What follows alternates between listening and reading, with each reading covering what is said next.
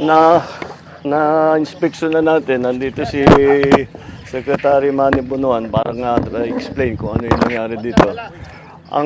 Ang ending nito, ang punot-dulo nito, design flaw. It is a design flaw. Mali yung design. Ang history kasi nito, dapat ang funding nito was supposed to be, ang project cost nito is 1.8 billion.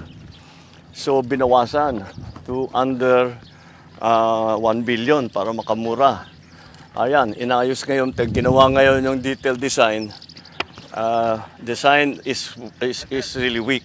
Dahil kung tutusin ninyo, this is supposed to be a suspension bridge, nakasabit.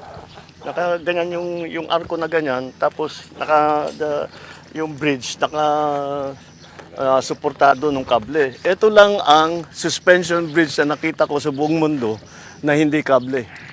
At yan na mismo ang bumigay. Ayan, diyan bumigay yung bakal.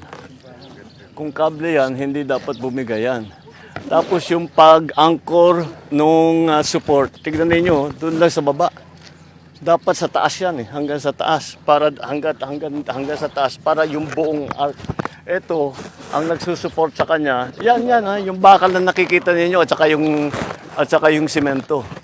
Yan lang ang nagsusupport doon sa buong tulay. So mahina talaga ang design dito. Hindi natin kailangan malaking nung una pa nga ang ginagawa ito kasi naging umabot 900 million natin yung original na budget. Umabot ng 1.2 dahil nag-refit. Bakit nag-refit? Nung nagko-construction pa lang, may nakita na gumagalaw, na mahina. Kaya kailangan balikan at refit.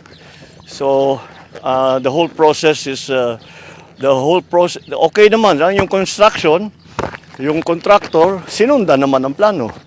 By the book naman yung kanyang ginawa, up to specifications yung kanilang ginawa. Yun lang, yung specifications mali.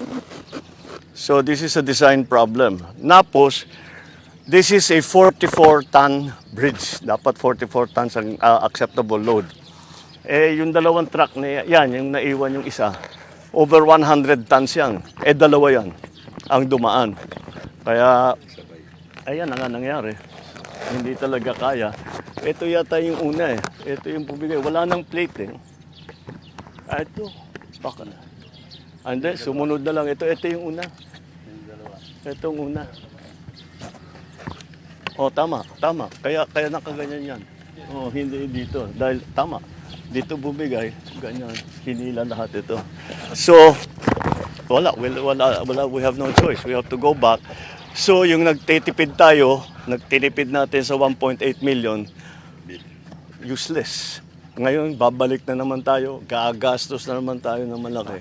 Papalitan natin yung mga support, parang nagtayo na naman tayo ng bagong tulay. Sir, Yeah.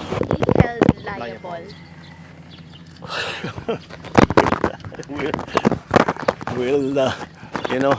I always have a saying, fix the problem, not the blame. Ayusin muna natin yung problema. Believe me, we will find out who is responsible. Who is responsible is basically who made the design. Because their design was poor. Look what happened. And then also, those trucks should never have been on the bridge. So, sino liable dyan? Province.